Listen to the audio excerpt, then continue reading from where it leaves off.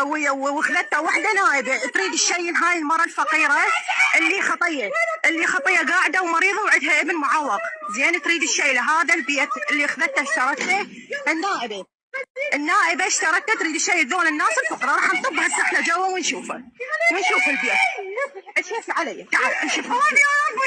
فوتي ماما فوتي الله يخليك. احنا اهل المنطقه. يا ربي وين اروح؟ انا ما ادري انا ما ادري روح تقول شو تريد يسوي وين اروح؟ هذا البيت صار لها هنا الحجيه قاعده.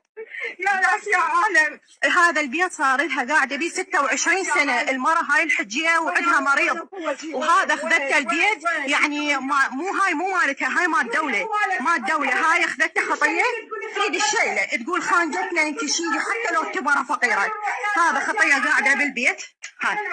هاي غرفتها وهاي قاعده وهاي غساله برا خاله. هاي المره تريد الشيل. هاي المره مره تقول احنا حكومه، تقول احنا حكومه وين نروح؟ وهاي المره وين تروح؟ عندها معلق ولد وين تروح؟ واحنا هم 3 بيوت قاعدين، 3 بيوت هنا، 3 بيوت قاعدين ناس فقراء هميتان وما عندهم يروحون يأجرون. منين يروحون يجيبون؟